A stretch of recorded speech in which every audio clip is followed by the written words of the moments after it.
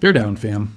Josh Sweat is on the Bears' radar for the trade deadline, and in a minute, I'll break down why that Bleacher Report prediction directly contradicts what Ian Rappaport said just weeks ago about Arizona. At the same time, Gervin Dexter keeps quietly getting better, and that could end up costing Ryan Poles way more than he thinks if he doesn't move fast. And while all that's going on, the offensive line protecting Caleb Williams is in pieces. Ozzie Trapilo fighting to come back from a brutal injury, and Kieran Amagaji putting his entire career on the line in training camp after 0 snaps all of 2025. 3 storylines, 1 picture out of Hollis Hall that changes everything for the Windy City. Let's get into it. Okay, let's do this the right way, because most channels are going to grab the headline and run without reading the fine print. I'm not doing that. Mo Moden from Bleacher Report published his bold predictions for the 2026 trade deadline, and in it, he has the Chicago Bears acquiring edge rusher Josh Sweat from the Arizona Cardinals. Not Max Crosby, Josh Sweat. And I want you to understand why that detail changes the entire analysis. Let's start with the real problem, because without understanding the problem, you won't understand why this prediction actually has logic behind it. Chicago did not address the pass rush in any significant way this offseason. They've got Montez Sweat on one side, still a solid piece, but on the other side of the line, there is nothing keeping an opposing tackle up at night. And in a league where elite quarterbacks get less than 3 seconds to make decisions, not having consistent pressure off both edges is a death sentence against playoff caliber offenses. Now, the Crosby context, because this matters and almost nobody's explaining it properly. The Bears did show real interest in Max Crosby before Las Vegas sent him to Baltimore. Courtney Cronin confirmed that. The problem was money, plain and simple. Adam Schefter reported that Chicago did not have the financial resources to get into that conversation because Crosby comes with $30 million guaranteed this year. That's an elite quarterback number, not an edge rusher number, no matter how good Crosby is. And on top of that, the trade with Baltimore fell apart on the Ravens' side, so we don't even know if Las Vegas would have let him go for a reasonable price to anybody. That's where Sweat comes in, and this is where Moton's argument starts to have real footing. Josh Sweat signed a 4-year, $76.4 million contract with Arizona in 2025 free agency, with somewhere between $38 and $41 million guaranteed at signing. But, and this part matters, the only real guarantees in that deal live in the first 2 seasons. His base salary this year, $9.78 million, is guaranteed. His cap hit in 2026 sits around $16.3 million. Compared to Crosby's $30 million guaranteed, Sweat is a fraction of the cost. And he's coming off a season where he put up 12.5 sacks, a career high. Listen to me carefully. An edge rusher with a tradable contract, manageable salaries, and 12.5 sacks of production last year is exactly the type of piece a contending team goes after in October, not in March. And that's contender math, not fan speculation. And the part that has me excited as an analyst is what this would look like on the field if it actually happens. Montez Sweat on one side, Josh Sweat on the other. Yes, 2 identical last names, and no, that's not just a fun coincidence. It's a real and legitimate headache for opposing offensive coordinators. Which Sweat do you send the help to? If both are healthy and producing, that's the kind of protection dilemma that breaks entire blocking schemes, because you cannot double one side without exposing the other. Now, here's the part where I, as the guy who owes you honesty and not just hype, have to hit the brakes, because there's a report that directly contradicts this prediction, and I think it would be disrespectful to this audience not to mention it. Back in early June, Ian Rappaport reported that the Cardinals were not trading Josh Sweat. Not to Green Bay, not to anybody. That report came out after Sweat was absent from all of Arizona's voluntary offseason work, including all 3 rounds of OTAs, something he also did last year under Jonathan Gannon. The speculation was that with Gannon now Green Bay's defensive coordinator, Sweat might be looking for a way out. But Rappaport was clear. He's not moving. So what do we actually have here? We have a trade deadline prediction made in late June by a Bleacher Report analyst, against an early June report from a direct source saying the opposite. My honest read, trade deadline predictions made in June are exercises in informed imagination, not internal source reports. Moton is doing the work of identifying a real Bears need and a player who fits the financial profile. That's a valid piece of analysis. But turning that into a certainty that the trade will happen is where I put the brakes on. What I can tell you with confidence is this. If Arizona finishes the season poorly, the way they did last year at 3-14, and Sweat still feels uncomfortable there, the conditions for a change of heart in Arizona will exist in October, even if they don't exist today. Teams change their stance on players all the time once the record collapses, and they need picks to rebuild. Arizona's GM, Monty Ossenfort, could be on the hot seat after that kind of finish, and a GM on the hot seat thinks differently about selling assets than one with job security. My position, do not mark this on the calendar as a done deal.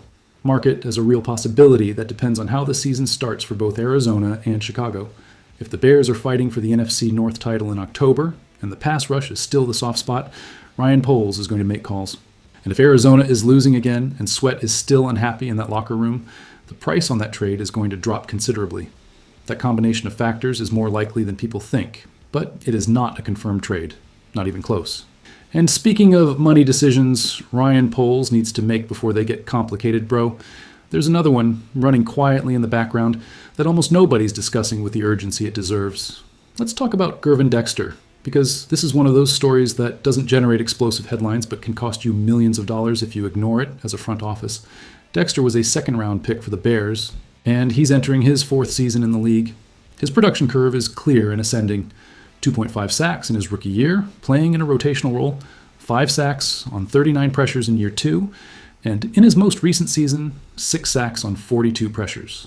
That's not an explosive superstar leap, but it's a consistent upward curve year after year with no setbacks. And in the world of interior defensive tackles, consistent improvement matters more than people think, because it means the player is understanding the game, not just relying on raw athleticism. Mo Moten, again from Bleacher Report, pointed out something that I think is the central point of this whole analysis. The top 6 interior defensive linemen in the league right now are earning at least $25.5 million a year, according to over-the-cap data. That's the new floor of the market for a true impact tackle, not the ceiling. And here's the trap the Bears can fall into if they don't move fast. Dexter, as he stands today, is probably not quite at that top 6 level yet, but the market doesn't wait for a player to reach a certain level before paying that level. The market pays based on trajectory and positional scarcity. If Dexter keeps improving in 2026, the way he has every single year without exception, he's going to hit free agency with exactly the profile that makes cap-rich teams fight over him and push him into a $25 million or higher annual contract, with the Bears holding zero negotiating leverage because they let the window close.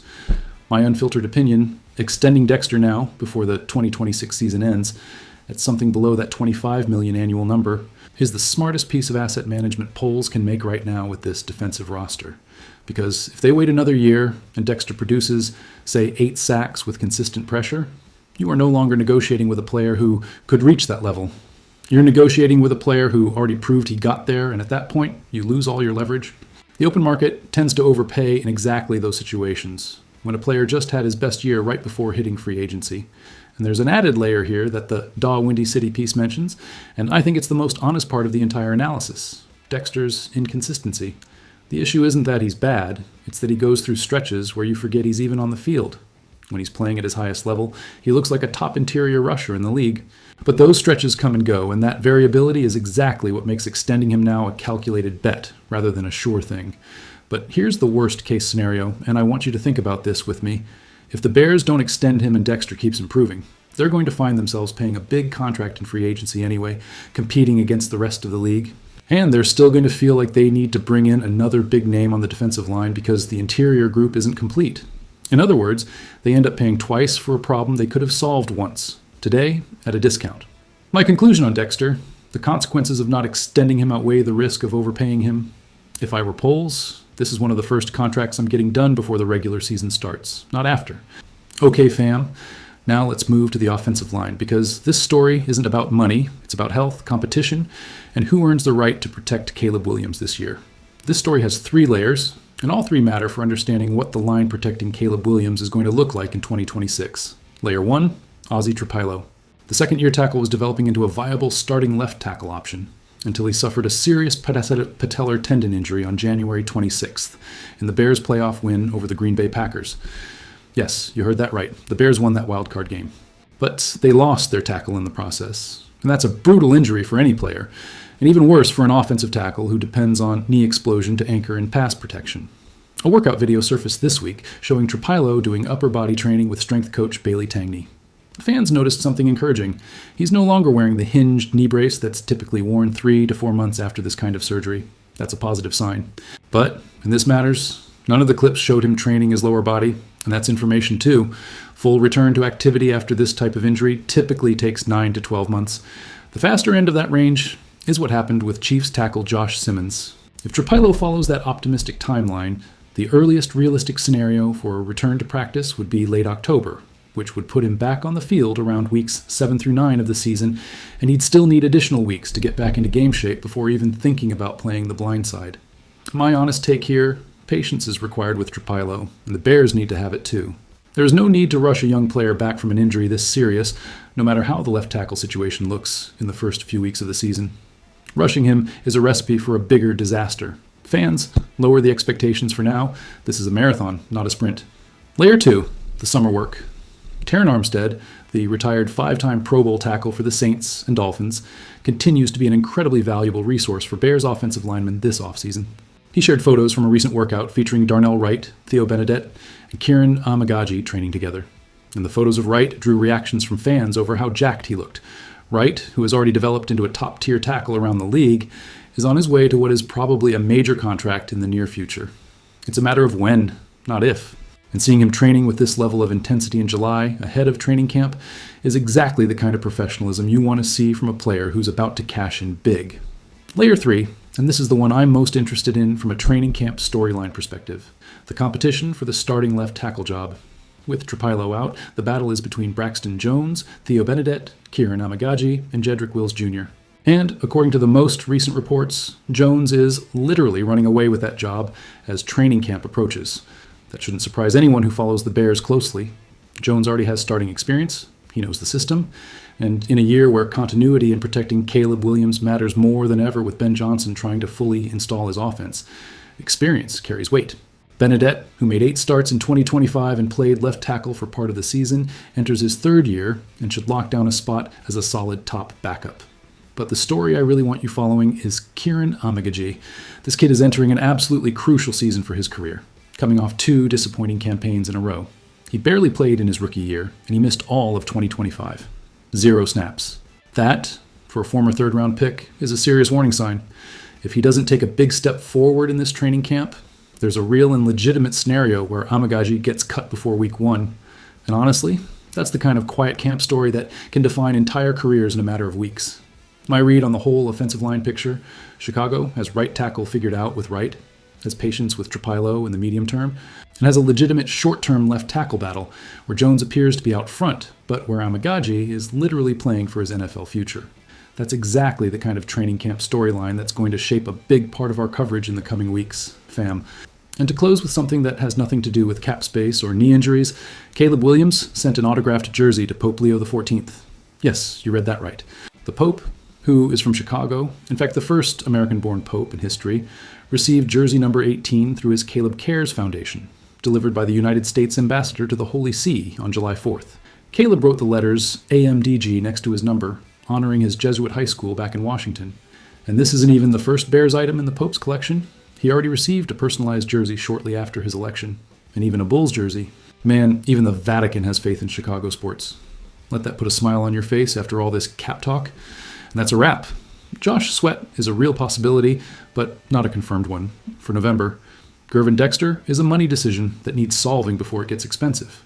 And the offensive line is going to sort itself out over the coming weeks of training camp, with names that need to produce right now. This franchise has a lot of movement coming in the next few weeks, and you know us, we're going to be here breaking down every single one of those moves with the seriousness they deserve. Bear down. If this analysis helped you out, hit the like, subscribe, and tell me down in the comments. Do you think the Bears actually pull off a real trade at the deadline? Or does this stay pure June speculation? I'm reading every single one of your answers. See you in the next one.